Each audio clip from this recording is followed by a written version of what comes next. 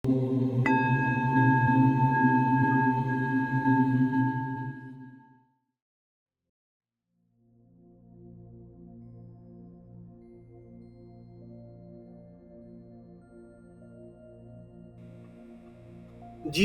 যদি ঝামেলার ঝড় বয়ে চলেছে, কোনো সমাধানের রাস্তা পাওয়া যাচ্ছে না, মনে হচ্ছে না কোনো কিছু সমাধান করা সম্ভব, তখন কি করা যায়? দুটো স্টেপস, প্রত্যেকটা গুরুত্বপূর্ণ। বোঝানোর জন্য দুটো স্টেপস বলছি। প্রথম ধাপ, নিজের দ্বারা সম্ভব হচ্ছে না, ঠিক আছে, ভগবানের দ্বারা সম্ভব, তাই সমর্পণ করা। এই সমর্পণটা আগে ভালো করে বুঝে নেব, তারপর দ্বিতীয়টা বলবো। প্রত্যেকটা ইম্পর্টেন্ট, না বুঝলে পরেরটা করা যাবে না।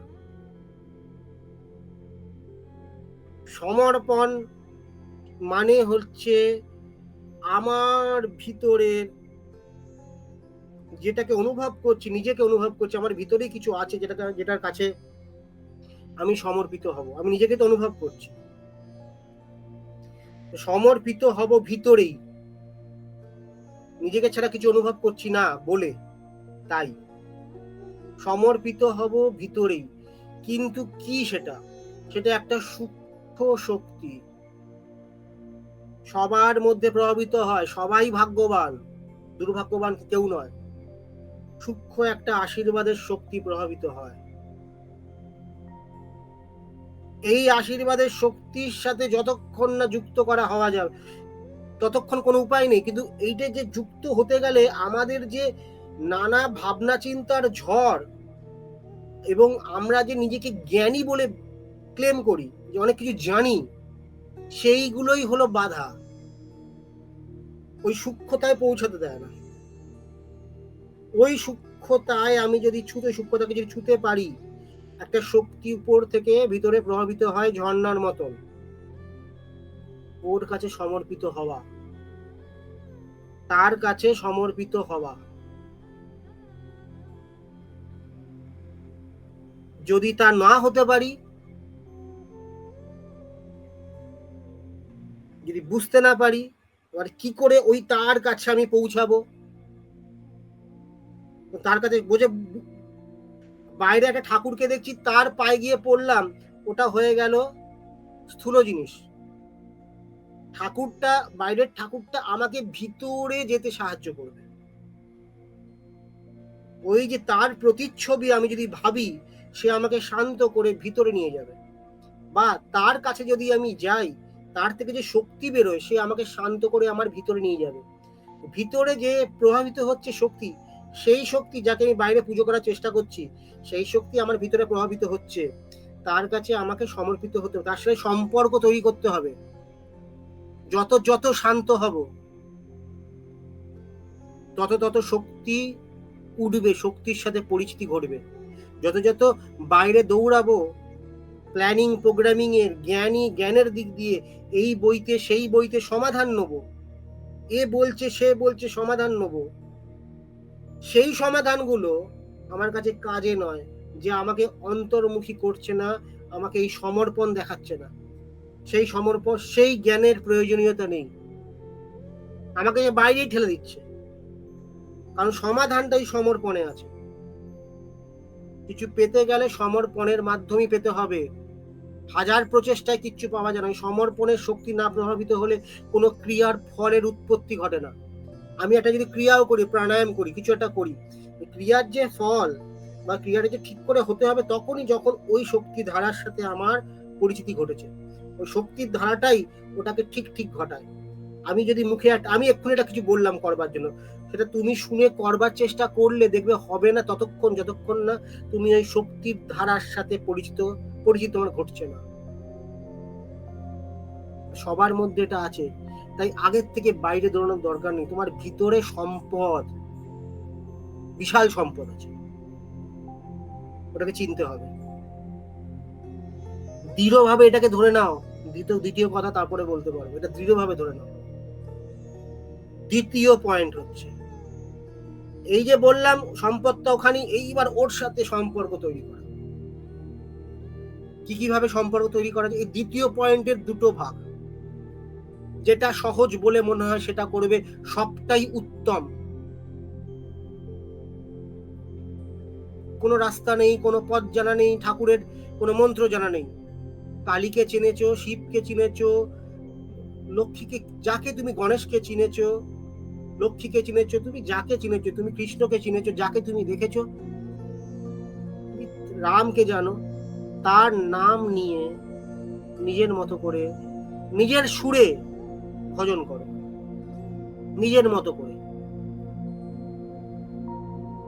জয় মা জয় মা জয় মা বলে, জয় শিব শঙ্কর বলে, যেভাবে সুবিধা, যেভাবে খুব সহজভাবে তোমার ভিতরে যেটা আসছে, কোনো মন্ত্র স্তোত্র কিচ্ছু করতে হবে না, এই ভজনের মধ্যে ডুবে যাও। এর আনন্দ, এই ভজন, এই অক্ষরগুলো কে পার করে, অক্ষরগুলোকে শোনো করে, এর ভিতরে যে আনন্দটার মধ্যে ডুবে থাকো সারাক্ষণ, এবং এই আনন্দের বাহির প্রকাশ যেন ঘটে। মানে কর্কশ নজরে জগতের দিকে তাকিও না, তাহলে এই আনন্দ চ্যুত ঘটবে। তুমি নিজেকে নিজের ভাগ্য হারা করবে, নিজেকে। আনন্দের বৃদ্ধি ঘটাও, দেখবে তোমার ভাগ্য তৈরি হবে, বাধা আসবে না। বাধা এটাই যে বলি না, বাধা আসে জীবনে যখন আমরা অতিরিক্ত ভাবনা চিন্তা করে প্ল্যানিং প্রোগ্রামিং করি, আমরা সূক্ষ্ম থেকে স্থূলে চলে যাই। স্থূল মানে হার্ড সব, তখন এই আমাদের কর্ম জাগ্রত হয়, তখন সবকিছু বাইরে, তখন আমাকে এই যে সূক্ষ্মতে যে ঢুকতে পারছি না, ওটাই হলো বাধা। সূক্ষ্মটাকে যে ছুতে পারছি না। নিজের মতন ভজন করো, নিজের সুরে ভজন করো, কখনো কালী, কখনো দুর্গা, কখনো যেই নাম মনে হয় তখন সেই নামে করো, কোনো বিভেদ রেখো না, যাতে ভিতরের তরঙ্গের ভিতরে প্রবেশ করতে পারো, ভাবে প্রবেশ করতে পারো, কোনো বিভেদ রাখার দরকার নেই। আরেকটা পথ আছে যুক্ত হওয়ার। আমাদের এখানে কিছু কিছু তন্ত্র গ্রন্থ আছে, তন্ত্র গ্রন্থ না থাকলে দেখবে ধ্যান ও মন্ত্র পাচ্ছ। যেমন শিব পঞ্চাক্ষর স্তোত্র, শিব পঞ্চাক্ষর স্তোত্রতে ওখানে একটা মন্ত্র পাবেন, নমঃ শিবায়। আবার শিবের স্বরূপ সম্বন্ধে বোঝাচ্ছে, কি করণীয়, ভিতরে ভিতরে ওই যে নমঃ শিবায় মন্ত্রটা বলা, ও স্তোত্র লাইন বাই লাইন কল্পনা করা, লাইন বাই লাইন, একসাথে সবটা কল্পনা না করতে পারলেও চলবে, ধীরে ধীরে জটা ধারা যা যা মনে হবে, এক একটা জটার কথা বলছে, ঠিক আছে, নাগেন্দ্র হারায় নাগের কথা বলছে, ঠিক আছে, যা যা বলছে প্রত্যেকটাকে ধীরে ধীরে কল্পনা করো, স্বরূপটার সাথে মার্চ করো, ও স্তোত্র ও মন্ত্র বলো, ঠিক আছে, নমঃ শিবায়। অনেক সময় এমন হবে যে তুমি মন্ত্র বলতে বলতে হারিয়ে যাবে, চিন্তা নেই, বলতে থাকো মন্ত্র, তুমি বলতে থাকো, মত্ত হয়ে যাও, ওই মন্ত্রে তুমি মত্ত হয়ে যাও। ওই মন্ত্রে মত্ত হলে যে অন্তরের আনন্দ জাগ্রত হবে, তা দিয়ে যা প্রকাশ পাবে সেটাকেই সেবা বলা হয়।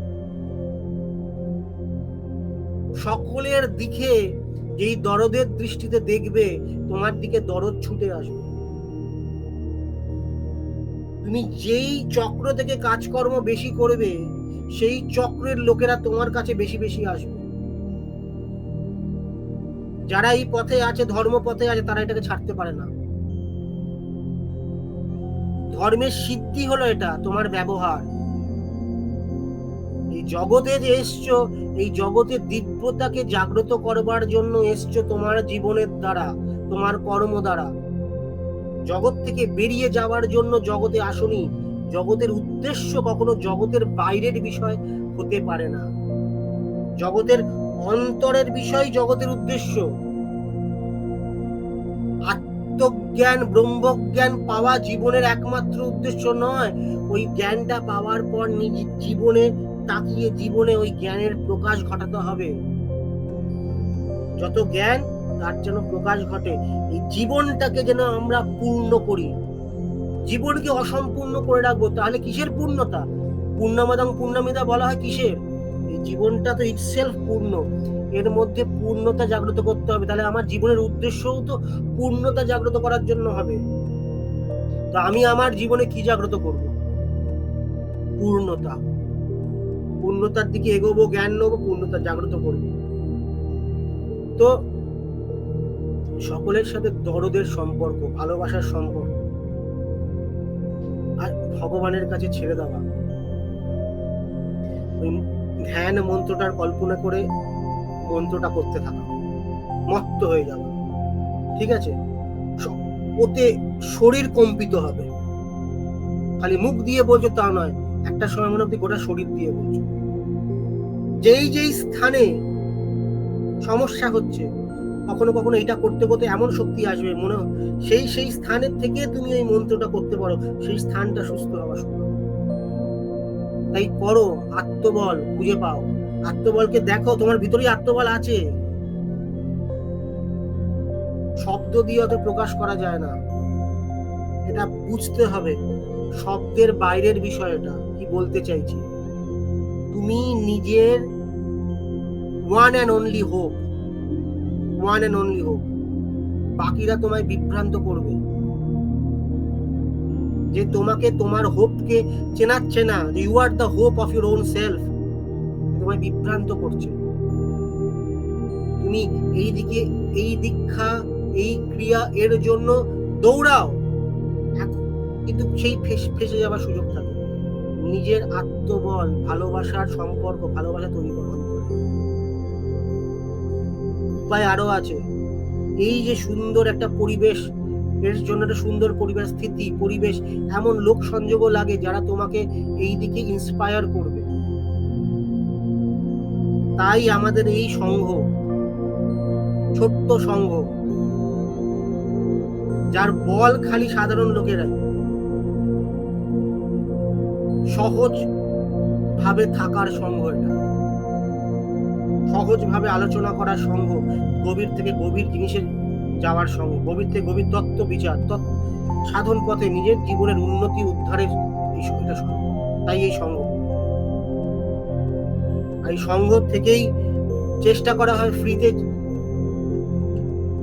আমাদের সামর্থ্য অনুযায়ী, আমাদের তো সামর্থ্য বিশেষ নেই, তার মধ্যে থেকেই মাঝে মধ্যে অনলাইনে আমরা বসি। তাই ভুলে যেও না, তোমার ভিতরে অসীম সম্ভাবনা আছে, জাগ্রত করো। যা বললাম ওগুলো করে দেখো, দুর্দান্ত অভিজ্ঞতা। ভালো থাকো।